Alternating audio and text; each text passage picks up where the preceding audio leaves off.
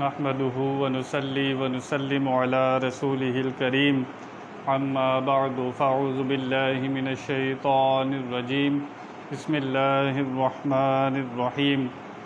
میرے معزز سامعین و ناظرین السلام علیکم ورحمۃ اللہ وبرکاتہ۔ مسلسل درس قرآن آپ سماعت فرما رہے ہیں۔ گزشتہ نشست میں آپ نے سماعت فرمایا کہ اللہ تعالیٰ نے ارشاد فرمایا کہ وہ لوگ اہل یہود صرف تورات کو ماننے کا دعویٰ کرتے تھے کہ ہم صرف تورات کے حکم پر عمل کریں گے، انجیل اور قرآن مجید کو ہم نہیں مانیں گے۔ اللہ تعالیٰ نے ان کے جواب میں فرمایا کہ تم تورات کے ماننے والے بھی نہیں ہو۔ اگر تم تورات کے ماننے والے ہوتے تو انبیاء کو قتل نہ کرتے، کیونکہ تورات میں لکھا تھا کہ انبیاء کی تعظیم کرنا، توقیر کرنا، لیکن تم نے انبیاء کو قتل کر دیا۔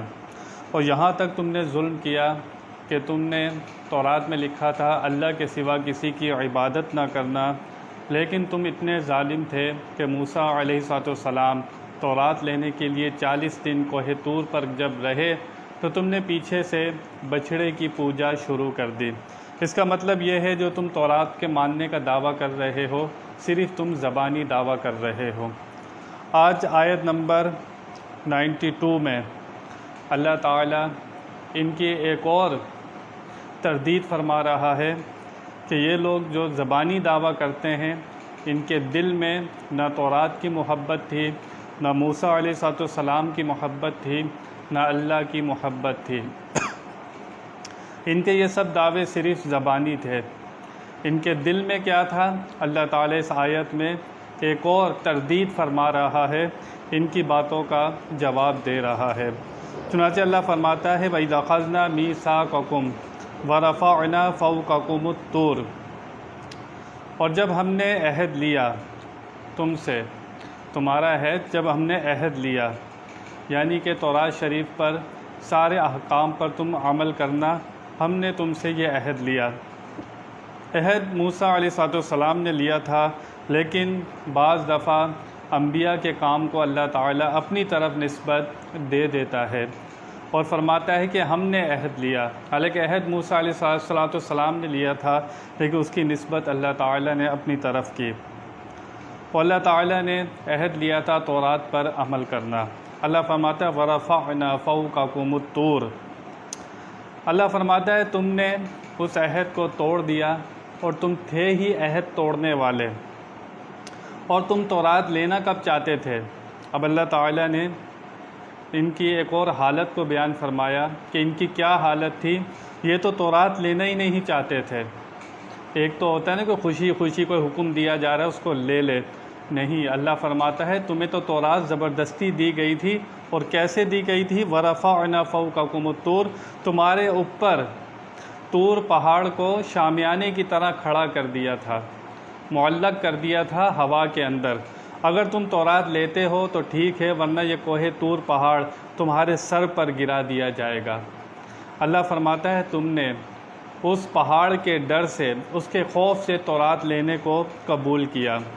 اللہ فرماتا ہے خُذُوا مَا آتَيْنَاكُمْ بِقُوَّةٍ وَاسْمَعُوا، اللہ فرماتا ہے خُذُوا، پکڑ لو، زور سے پکڑو اس کتاب کو اور سنبھال لو، مَا آتَيْنَاكُمْ، اور جو کچھ میں تمہیں عطا کر رہا ہوں، بِقُوَّةٍ، پوری طاقت کے ساتھ، وَاسْمَعُوا، اور غور سے سنو۔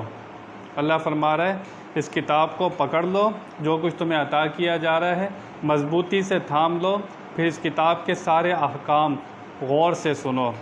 اور تم نے کہا قولوا سمعنا، پھر ان لوگوں نے کہا کہ ہم نے سن لیے، سارے احکام ہم نے سنے، وعصینا، پھر ان لوگوں نے نافرمانی کی۔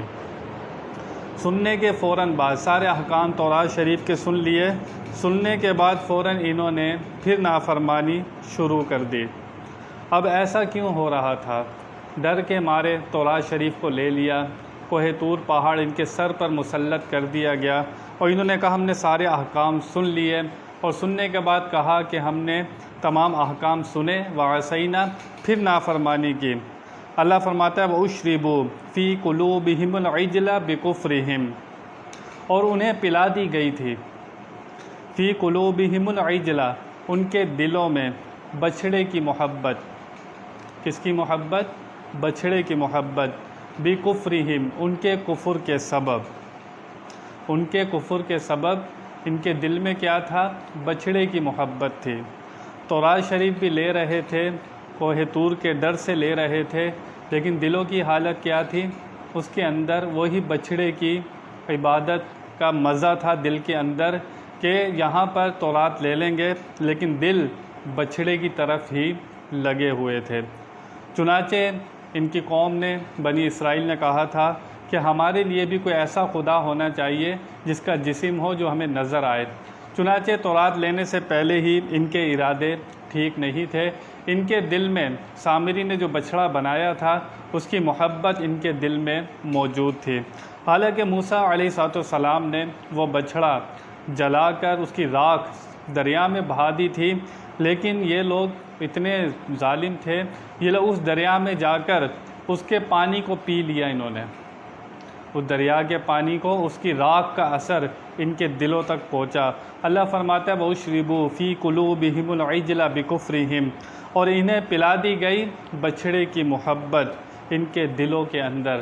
ان کے دل جو تھے وہ بچھڑے کی طرف تھے، سب کچھ بظاہر یہ سب کچھ دکھاوا کر رہے تھے۔ پھر اللہ فرماتا ہے قُلْ بِئْسَ مَا يَأْمُرُكُمْ، اے حبیب آپ ان سے فرما دیجئے کہ کیسا تمہارا ایمان تمہیں حکم دیتا ہے۔ قُلْ بِئْسَ مَا، کتنا برا ایمان تمہیں حکم دیتا ہے، ان کنتم مؤمنین، اگر تم ایمان والے ہو۔ تم اپنے آپ کو مومن کہتے ہو، تورات کو پر عمل کرنے والا کہتے ہو۔ اگر تم مومن تھے، ایمان والے تھے، تورات پر عمل کرنے والے تھے، تورات کو دل و جان سے مانتے تھے، تو پھر یہ سب کچھ تم نے کیا کیا؟ ایک تو تورات تم نے زبردستی لی، پھر اس بچھڑے کی محبت تمہارے دلوں کے اندر موجود تھی، پھر تم کہتے ہو کہ ہم ایمان والے ہیں۔ اللہ بڑا اچھا یہاں پر کلام فرما رہا ہے، یہ کیسا ایمان ہے تمہارا؟ ہمارے سامنے بھی کوئی غلطی کرتا ہے اور ایسا کام کرتا ہے جو ایمان کے خلاف ہوتا ہے، ایسی حرکتیں کرتا ہے جو انسانیت کے بھی خلاف ہوتی ہیں، تو ہم اس کو کہہ دیتے ہیں یار تم کیسے انسان ہو، یا تمہارا کیسا ایمان ہے جو تم ایسی الٹی اور گندی حرکتیں کر رہے ہو۔ چنانچہ اللہ تعالیٰ بھی ایسا ہی کلام یہاں پر فرما رہا ہے، اگر تم کہتے ہو ہم تورات کو ماننے والے ہیں، تو پھر اپنی حرکتیں تو دیکھو۔ انبیاء کو تم قتل کرتے ہو، تورات تم زبردستی لیتے ہو، تمہارے دل میں بچھڑے کی محبت موجود ہے، پھر تم آ گئے ایمان کا دعویٰ کرنے والے، تو اپنے دعوے کے اندر تم سچے نہیں ہو۔ یہ سب باتیں تمہارے نفس کی گڑھی ہوئی ہیں، بس تم اپنی خواہش کے پجاری ہو، تم وہی کچھ کرتے ہو جو تمہارا دل چاہتا ہے، جو تمہارا من چاہتا ہے، نہ تم اللہ کے احکام پر عمل کرتے ہو، نہ موسیٰ علیہ السلام کی فرما برداری کرتے ہو، نہ تورات کے احکام کو دل و جان سے مانتے ہو۔ یہ سب کچھ ڈھونگ ہے، سب کچھ دکھاوا کر رہے ہو، اس سے تمہارے ایمان سے کوئی تعلق نہیں ہے۔ اللہ تعالیٰ نے یہاں پر ارشاد فرمایا کہ اس کتاب کو مضبوطی سے تھام لو اور اس کے احکام پر عمل کرو۔ لیکن ہم مسلمان ایمان والے، ہمیں بھی اللہ تعالیٰ نے قرآن پاک عطا فرمایا ہے، ہمیں بھی اپنے گریبانوں میں جھانکنا چاہیے کہ ہم اس قرآن پاک کے احکام پر کتنا عمل کرتے ہیں۔ کیا ہم نے صرف گھر میں کسی کا انتقال ہو جائے تو جب ایصال ثواب کے لیے قرآن کھلتا ہے، یا پھر کبھی کبھار رمضان المبارک میں قرآن پاک کھلتا ہے، اس کے علاوہ ہم قرآن پاک کے ساتھ کیا سلوک کر رہے ہیں، ہم اس کی کتنی تلاوت کرتے ہیں؟ تلاوت تو درکنار، قرآن پاک کے اندر جو احکام بیان ہوئے، جو حکم بیان ہوئے، اللہ نے فرمایا کہ نماز ادا کرنی ہے، کتنے لوگ ہیں جو اس پر عمل کرتے ہیں؟ قرآن پاک میں حکم ہے رمضان کے روزے رکھنے ہیں، کتنے لوگ ہیں جو اس پر عمل کرتے ہیں؟ اللہ نے فرمایا زنا کے قریب نہ جانا، چوری نہ کرنا، غیبت نہ کرنا، اور پیٹھ پیچھے کسی کی برائی نہ کرنا، بدگمانی نہ کرنا، ملاوٹ نہ کرنا، کتنے احکام قرآن پاک میں موجود ہوئے ہیں۔ کیا ہم ان سب احکام پر دل و جان سے عمل کرتے ہیں، اس کو مانتے ہیں، یا صرف زبانی دعویٰ کرتے ہیں؟ بنی اسرائیل کا حال کیا تھا؟ صرف زبانی دعویٰ کر رہے تھے نا کہ ہم تورات کو مانتے ہیں۔ ہم ایمان والے مسلمانوں کا کیا حال ہے؟ ہم قرآن پر کتنا عمل کرتے ہیں؟ اس کا مطلب ہے ہمارے دعوے بھی صرف زبانی ہیں۔ ہم کتنی اس کی تلاوت کرتے ہیں؟ اس کے اندر جو حکم بیان ہوئے ہیں، اللہ فرماتا ہے برائی کے قریب نہ جانا، قرآن میں حکم موجود ہے۔ گناہوں کو چھوڑ دینا، گناہوں سے ہجرت کر لینا، تقوی کی زندگی پر عمل کرنا، گناہوں سے بچ بچ کر زندگی گزارنا، تقوی کے اوپر زندگی گزارنا، اللہ کی رضا کے ساتھ زندگی گزارنا، اور پریشانیوں پر، مصیبتوں پر صبر کرنا، یہ سب حکم قرآن پاک میں موجود ہیں۔ لیکن افسوس ہماری ایسی حالت ہوتی جا رہی ہے، جو نئی نسل آ رہی ہے، آگے کا اللہ مالک ہے، حالات آپ کے سامنے ہیں۔ ہمارے دعوے صرف زبان سے کہتے ہیں ہم قرآن کے ماننے والے ہیں، ہم رمضان کے ماننے والے ہیں، ہم نماز کے ماننے والے ہیں، لیکن عمل کتنے لوگ کرتے ہیں؟ والدین کے احکام بیان ہوئے کہ والدین کے ساتھ کیسا سلوک کرنا ہے، اسی قرآن میں موجود ہے۔ فرمایا والدین کو اف نہیں کہنا۔ کتنے لوگ ہیں ہم میں جو عمل کرتے ہیں؟ میرے اور آپ کے سامنے سب کے حالات موجود ہیں۔ کامیاب وہی شخص ہوتا ہے جس کی زبان زیادہ نہیں چلتی، وہ عمل میں ترقی کرتا ہے، عمل کا غازی ہوتا ہے، باتوں کا غازی نہیں ہوتا۔ زبان سے سارے کام کر لینا کمال نہیں ہے۔ انسان کی زبان خاموش ہو لیکن اس کا عمل کمال پر ہو، وہی شخص کامیاب ہوتا ہے جو عمل کے میدان میں جنگ کرتا ہے۔ زبانی دعوے کرنے سے، زبانی باتوں سے کچھ نہیں ہوتا، ہمیں عمل کی زندگی میں آنا ہوگا اور قرآن و حدیث کے حکم کو اپنی زندگی پر نافذ کرنا ہوگا، پھر ہی انسان کامیاب ہوتا ہے۔ باتوں سے انسان کامیاب نہیں ہوتا۔ بنی اسرائیل کے حالات آپ سن رہے ہیں، ان کا یہی کام تھا، اعتراض کرنا، نبیوں کی مخالفت کرنا، اللہ کے حکم کو جھٹلانا، اس کی سرکشی کرنا، یہی ان کا حال تھا۔ آج مسلمانوں کا کیا حال ہے؟ دیکھا جائے، ایک نظر ڈالی جائے، اگر وہ لوگ سرکشی کرتے تھے تو ایمان والے کون سے کم ہیں؟ سود کا کاروبار مسلمانوں میں ہو رہا ہے، چوری مسلمان کرتے ہیں، ایک دوسرے کو قتل کر دیتے ہیں، کوئی بات نہیں، نہ مارنے والے کو پتہ ہے میں کیوں مار رہا ہوں، نہ مرنے والے کو پتہ ہے میں کیوں مر رہا ہوں۔ قرآن میں ہے جس نے بے گناہ ایک انسان کو قتل کر دیا، اس نے ساری انسانیت کو قتل کر دیا۔ جس نے ایک انسان کی جان بچائی، اس نے سب کی جان بچا لی۔ یہ قرآن کے احکام ہمارے سامنے ہیں، لیکن ہم کب اس پر عمل کریں گے؟ ہم جب تک زندگی میں اس کو اپنے اوپر نافذ نہیں کریں گے، ہم لوگ کامیاب نہیں ہو سکتے۔ صحابہ کرام اس لیے کامیاب تھے کہ وہ لوگ جس طرح زبان سے دعویٰ کرتے تھے، جو زبان سے بات کہتے تھے، اس پر عمل بھی کرتے تھے۔ بنی اسرائیل کا حال سنا آپ نے کہ موسیٰ علیہ السلام کے صحابی ماننے والے، ان کا کیا حال تھا؟ تورات بھی زبردستی لی اور دین کے اندر بچھڑے کی عبادت شروع کر دی۔ لیکن ہمارے نبی پاک صلی اللہ تعالی وسلم کے صحابہ کرام کا حالات پڑھیں آپ کو پتہ چلے گا اس دین کے لیے انہوں نے کتنی قربانی دی۔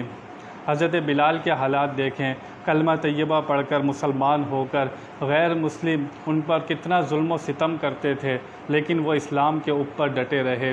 یہ اسلام میں ہمارے اسلاف نے، ہمارے جو رہنما گزرے ہیں، ہمارے رول ماڈل جو گزرے ہیں صحابہ کرام، وہ ہمارے رول ماڈل ہیں۔ صدیق اکبر ہمارے رول ماڈل ہیں، حضرت عمر فاروق ہمارے رول ماڈل ہیں، حضرت عثمان غنی ہمارے رول ماڈل ہیں، حضرت علی شیر خدا ہمارے رول ماڈل ہیں۔ ہمارے رول ماڈل یہ لوگ ہونے چاہیے، دنیا کے اسٹار، فلموں کے اسٹار، یہ ہمارے رول ماڈل نہیں ہیں۔ یہ بات ہمیں اس آیہ مبارکہ سے سیکھنے کے لیے ملی کہ ہمیں بھی قرآن کے احکام پر عمل کرنا ہوگا، ورنہ صرف زبانی دعوے ہوں گے۔ ایک بات اور پتہ لگی، اللہ فرماتا ہے ان کے دلوں کے اندر اس بچھڑے کی محبت رچی بسی ہوئی تھی۔ اس سے مجھے اور آپ کو پتہ چلا، کوئی انسان اگر اپنی ایمانی طاقت، قوت دیکھنا چاہتا ہے کہ اس کا ایمان کتنا قوی ہے، وہ اپنی دل کی حالت پہ غور کرے، اسے پتہ لگ جائے گا اس کا ایمان کتنا قوی ہے، کتنا مضبوط ہے۔ اگر اس کی دل کی حالت غیر لڑکیوں کی طرف، نامحرم کی طرف جاتی ہے اور فلم و ڈراموں کی طرف دل لگا ہوا ہے، دل میں یہی کچھ ہے کہ بس برائی کی طرف دل چاہتا ہے، کہ بس نماز بھی پڑھ رہا ہے لیکن دل برائی میں لگا ہوا ہے، نماز بھی پڑھتا ہے دل سود کے کاموں میں لگا ہوا ہے، نماز بھی پڑھتا ہے دل چوری کرنے کو چاہتا ہے، نماز بھی پڑھتا ہے لیکن دل جھوٹ بولنے کو چاہتا ہے، تو دل کی حالت انسان کو بتا دے گی اس کا ایمان کتنا قوی ہے۔ ہر انسان اپنے دل کی حالت کو دیکھے کہ اس کے دل کے اندر کس کی محبت ہے۔ بنی اسرائیل کے دل میں اس بچھڑے کی محبت موجود تھی، انہیں کسی چیز کا فائدہ نہیں ہوا، جب وہ نماز پڑھتے تھے کسی چیز کا فائدہ نہیں ہوا، کیونکہ دل ان کے کفر کی طرف گامزن تھے۔ اسی طرح اگر ہمارے دل صرف برائی کی طرف گامزن رہیں، نیکیاں کرنے کے باوجود دل برائیاں نہ چھوڑے، لیکن اس کا یہ مطلب نہیں کہ انسان نیکیاں کرنا چھوڑ دے، اپنے دل کی حالت کو سدھارے۔ انسان کو اللہ تعالیٰ نے عقل دی ہے، اس عقل سے ایک کام انسان کر سکتا ہے، اپنے دل پر قابو کر لے، اپنے خیال پر قابو کر لے۔ انسان یہ کام کر سکتا ہے کہ اس کے اپنے دل کی حالت کو چیک کرنا ہے، اس کا لگاؤ کس طرف ہے، اس کا دھیان کس طرف ہے، اللہ رسول کی طرف ہے، قرآن کی طرف ہے، نیک لوگوں کی طرف ہے، اللہ والوں کی طرف ہے، ان کی طرف یہ دل کھنچتا ہے، یا دل برائیوں کی طرف بھاگتا ہے، یا دل نماز سے بھاگتا ہے، دل رمضان کے روزے سے بھاگتا ہے، پریشانیوں اور مصیبتوں سے جو اسلام کی راہ میں اسے آتی ہیں۔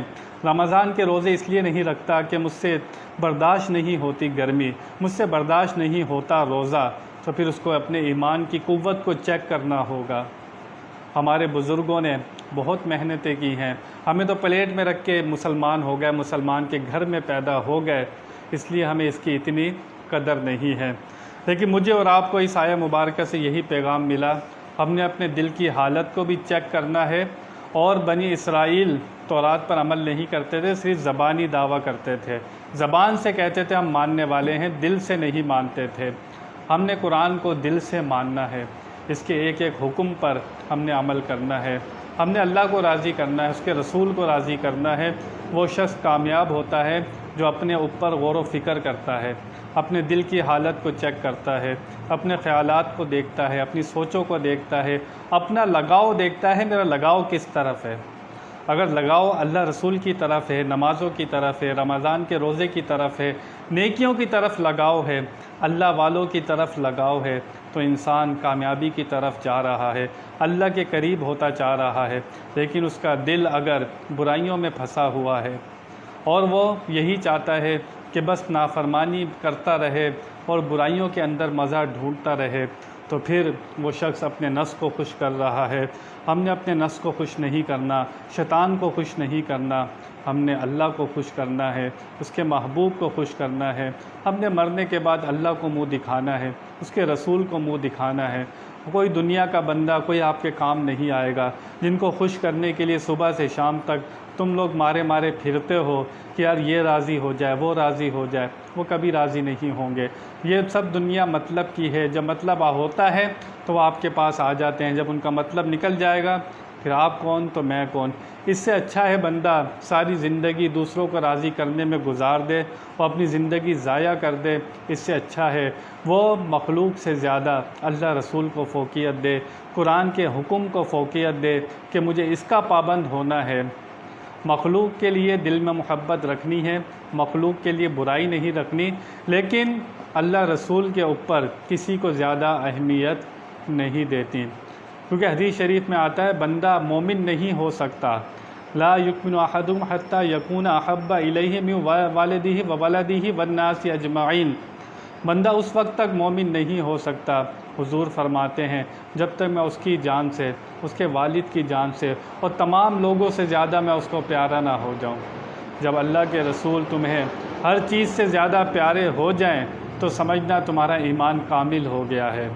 جب اللہ کا رسول نبی محمد الرسول اللہ صلی اللہ تعالی علیہ وسلم، مشکوٰۃ شریف میں حدیث پاک موجود، آپ فرماتے ہیں جب اللہ کا رسول تمہیں ہر چیز سے زیادہ پیارا ہو جائے اس وقت سمجھنا تمہارا ایمان کامل ہو چکا ہے۔ ہمیں اپنے دل کی حالت پر غور کرنا ہے کہ یہ دل کس کی یاد میں دھڑکتا ہے، اس دل کی کیفیات کیا ہیں، اس دل کے حالات کیا ہیں۔ اللہ تعالیٰ نے بڑا عجیب خلق کیا ہے اس دل کو، اس دل کا تعلق ایک مخلوق کے ساتھ ہے، یہ مخلوق کے ساتھ لگاؤ رکھنا چاہتا ہے، اور اس کا دوسرا تعلق اللہ کے ساتھ ہے۔ تو جس کے دل کا تعلق اللہ رسول کے ساتھ ہو جاتا ہے وہ دنیا میں کامیاب ہو جاتا ہے، آخرت میں بھی کامیاب ہو جاتا ہے۔ اللہ تعالیٰ سے دعا ہے، مسلسل بیان آگے جاری ہے، بیان میں کوئی غلطی ہو اللہ کی بارگاہ میں توبہ کرتا ہوں۔ وآخر دعوانا ان الحمد للہ رب العالمین۔